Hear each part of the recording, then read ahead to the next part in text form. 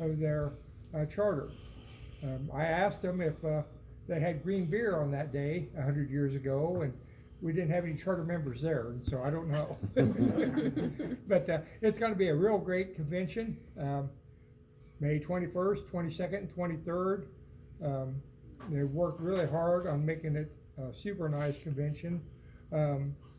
Until we had our midwinter in North Platte in March, there had not been a state event for a year.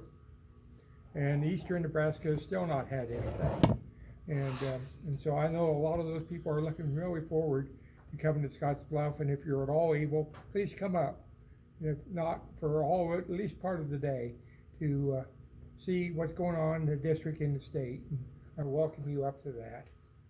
As Edward said, this last year has been very, very strange for all of us.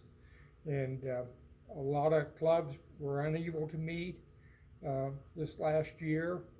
Clubs are starting to get back together now, and my calendar is pretty full of visitations. But at our district cabinet meeting in midwinter, I was reappointed as governor for this coming year, and so it's kind of interesting. And again, John, can I step on that? Yes. Real quick? So Lisa, so International had to approve this. We had to go all the way up the food chain per se to the top dogs, and in doing so, they've also passed a constitutional change at the international level that will no longer allow district governors, first vice district governors, or second vice district governors to serve 2 terms. That will take effect in 2 years. They did it. International recycled all of their leaders. Therefore, we had some footing to stand on. And we really felt that not only did I not get a chance to meet, go out to clubs, John didn't get a chance to really serve as district governor in the capacity that's needed. So that was the reason we took this up the food chain, and the reason that International ultimately accepted it. There was other districts that really wish they had thought of this. Yep. Afterwards, I think I, O, and N all said the same thing. Man, why didn't we think of that? So there's just a little bit of background on why that happened, and then going forward, 2 years from now, they will no longer allow it. and so a lot of that, when I'm making my visits, is I'm encouraging clubs to be more involved with our district and our state organization. It's one of our weaknesses right now. We don't have a lot of people in the pipeline to move up to district governor, and so that's why in Nebraska we've been recycling district governors quite a bit. For District I, our neighboring district, District Governor Wayne Heitman is going to be in for his 3rd time. And so in Constitutional Area 1, which is North America, we really struggle getting people into leadership positions. And if you go over to India, Southeast Asia, they have 200 or 300 people competing to be district governor. And so when International is looking at this, they're trying to make one rule to fit all Lions worldwide. Well, you can understand why they don't want to see any repeats over there. They've got so many people vying to be district governor, and over here we really struggle to fill these positions. And so we need to do a better job of getting people trained and involved in district activities. I think there's a little fear of the unknown. A lot of people have never been to a district event, and it's really not that scary. I'm there sometimes, but yes. Well, I was just gonna say, they can go up, Scottsbluff, what is it, 2 hours away? Something like that. I mean, you could come up and go to the district cabinet meeting. And there's no fee for that. And there's no fee for that, and you could actually see how it works. And I think it would be great for every Lion to know how it works. And it's 2 hours away. And so we really encourage that. There's some really good things coming. we've got what we call the North American Membership Initiative. Again, Constitutional Area 1 has been losing members very steadily for the last 50 years. And we're recruiting new members, but we're losing them just as fast or faster. And so what the NAMI project is to increase member satisfaction and retain members, and to grow membership, grow new clubs. And Lions make a huge difference. And the way we do that is become more active and have more people helping. And one of the things people say, well, why do we need more members? You got one guy trying to lift a big log. It's hard. Get two guys, well, they don't have to work only half as hard. And you get 10 people there, and they can lift a huge log without much effort. And so the more members we have, the more service projects we can undertake to make our communities better. And it's not just a numbers game, it's more service oriented. It's not like we're trying to say who has the most members up on a board. It's how much service we can provide to our communities. And it's a really good program. And again, it's been really hamstrung this year. Our past district governor, Dana Weber, is our NAMI champion on that, but he's been able to travel as much as he would like, because again, a lot of clubs have not met. And just recently, our clubs are starting to get together, and so that's really good. Campaign 100 is still extended for another year, and that is the goal to raise $300 million worldwide for the Lions Club International Foundation. And what they view this is kind of seed money, that they'll be able to use this as an endowment and be able to draw off the interest of that money to fund projects worldwide, and to have a steady source of income that we can make a difference in our world. Cite programs in undeveloped countries, clean water. We have our initiatives. We've got cite diabetes, worldwide hunger, environment, childhood cancer, and those are all affecting people we know around the world. And our vision's kind of expanded from just being vision related, which is still one of our main functions. But Lions want to meet people where the need is, and we're so glad to do that.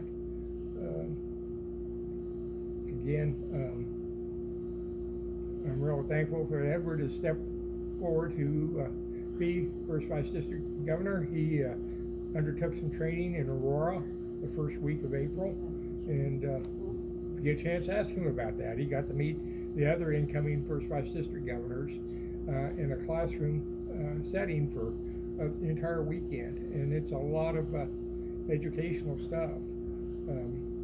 International headquarters are still working remotely. They're not able to get into the office. They've been shut out of their offices for over a year now. And so as a result, some of our correspondence and paperwork that International sends out has been a little bit delayed. But they're working as hard as they can.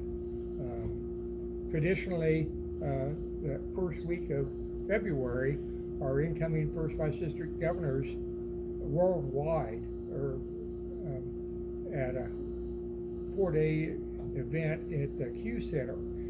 It's outside of Chicago, kind of a campus. And I was able to go last year. It was one of the last things International did was the first vice district governor training. And so all the district governors worldwide are there. I believe there were 785 of us. And so we were broke up into groups of about 20, and that is your group. And we've maintained contact and communication with our group. I was in group 18 and had district governors from Texas, Montana, Colorado, Wyoming, New Jersey, New Zealand, Barbados, and we were all English speaking, which was very nice. We had one afternoon where we met with a Spanish-speaking group, and they brought an interpreter in. And so the Spanish-speaking guys would talk, and then the interpreter would relay that back to English. And so after we did that for quite a while, one of our guys from New Zealand got up, and he spoke, and the interpreter reinterpreted that back into English. They speak English in New Zealand, but it's got a little bit of a twang to it. And so we had a great time with that. But International is working very hard. The International Convention in Singapore was canceled. The International Convention will be happening in June. This year is canceled in person, but it's going to be a Zoom event.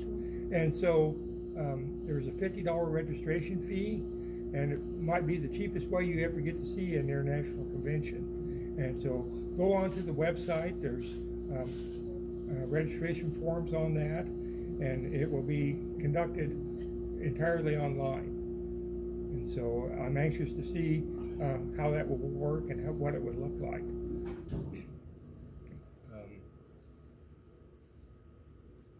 John, we just finished our 4-day event for First Vice District Governor convention, and it was all virtual. Online. I was group 20, and we had a pretty good selection of out of state or out of country. Sorry, not out of country representation. So it was kind of cool to get to see them, even though you're not across the table from them.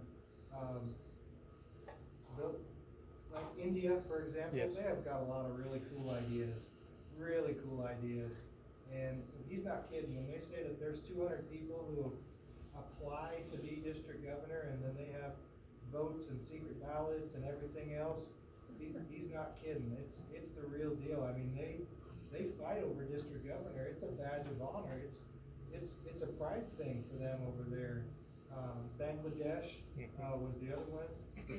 So the virtual thing is fun. I would have much rather done that in person, but I understand that big cities are still pretty closed off to the world. So We had one of our group was from Bangladesh, actually, and his English was really, really, really broken. I mean, you really had to work hard to understand him. And one of our district governors from Texas, and I was sitting there, and she asked him, she said, "Well, what's your native language?" And he said, "English." Okay. And so, again, it was a little different English, but no, Lions is a great organization. We do so much work worldwide.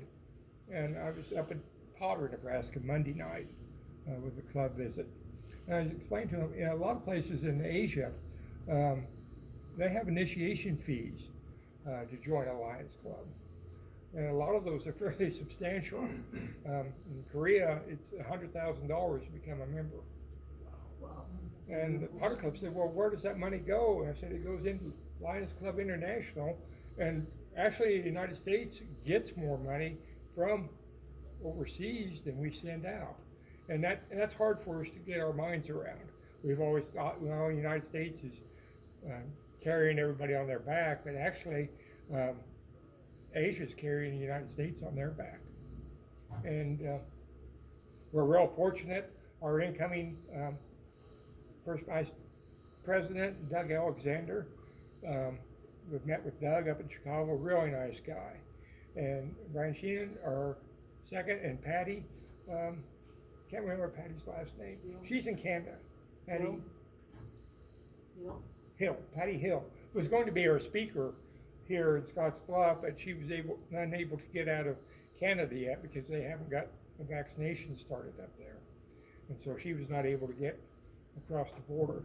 But after those three from North America, it will probably be a generation or more before we have an international president out of North America. And that's not to say that's bad. It's just that it shows where the club grows, and the membership is growing exponentially over in Asia and India.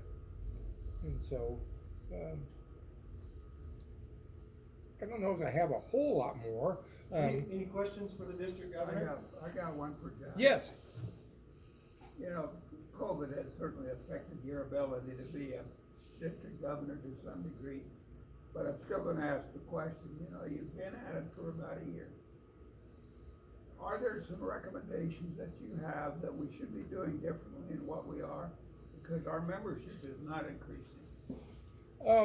I see 2 new members here tonight, Ted. Well, I understand. The district. And in Cambridge, I installed 5 new members there a month ago. And so I see some clubs are doing very well. And we've got some clubs that are really struggling. And I think we just need to reach out and try and mentor those clubs that are struggling and encourage the clubs that are doing well. I think there's a lot that we can be proud of. And I'm so proud of you guys. You know, I come up and listen to your projects and all the things you're involved in. I guess another thing I could bring up, and this doesn't apply to you guys very much, but we've appointed a district administrator, Sherry Giesbrecht from Lexington. And Sherry has the ability to go in and help the secretary get the reports filed, get membership added, get membership deleted, get the officers reported, change of address, all those things. And probably half of our district is doing very well with that, and the other half of the district is abject failure on it. Either the secretary has trouble with the computer, has trouble with the software, with the My Lion, My LCI. And 2 years ago, they tried to bring out a merge between My Lion and LCI, and it crashed miserably. And there's a lot of people still burnt by that because you couldn't log on, you couldn't get anything done with it. It was extremely frustrating. And even at this point now, if you call in to headquarters, you're going to get a recording 90% of the time because there's nobody there. They're working from home. They don't have the phone bank capabilities. And when I call in, a lot of times it's a week, 10 days before I get a response back from Chicago. And so I know that's frustrating for our secretaries, but Sherry's able to go in there and help these clubs get their membership updated, and I think we're going to be looking a whole lot better here very soon. You guys report your service activities on My Lion? Yes. Yeah, I believe Okay. Ed's been doing it, yeah. You know, and it has a lot of nice features. You can schedule a project. It will send out notifications to all your members if they're in the system. That has their emails, and it's a nice platform. And those service hours are leveraged by LCI to secure grants. Part of our mobile screening unit funding comes from Blue Cross Blue Shield, and that funding formula is based on the amount of volunteer hours in Nebraska that are reported.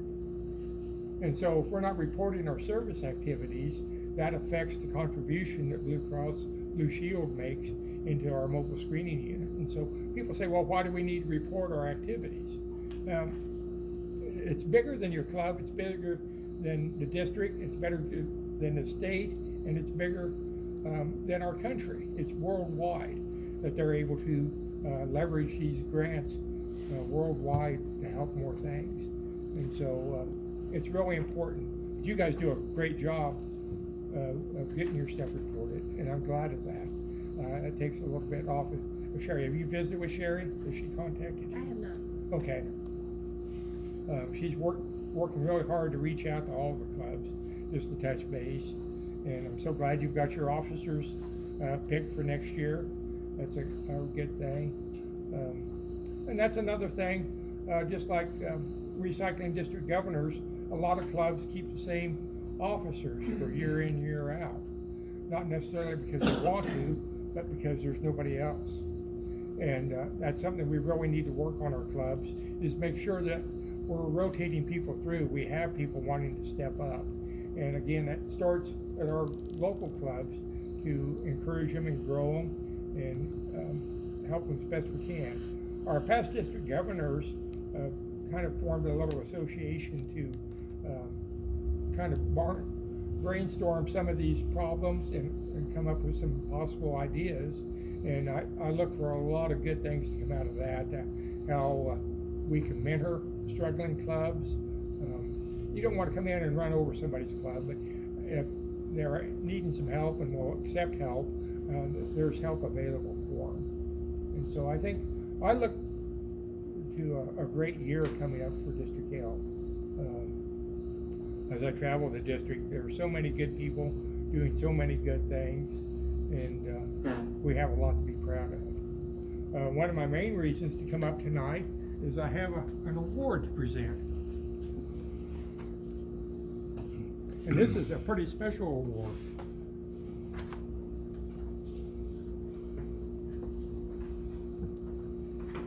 Ashley, would you come up?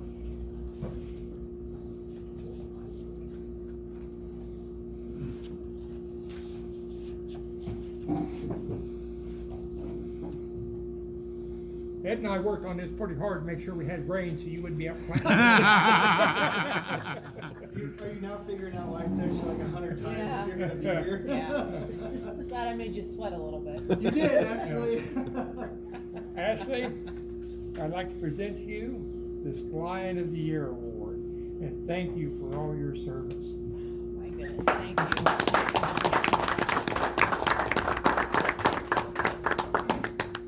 You guys wanna come back over here? I can get a quick picture. No speech. Thank you for all you do. John, over here. There.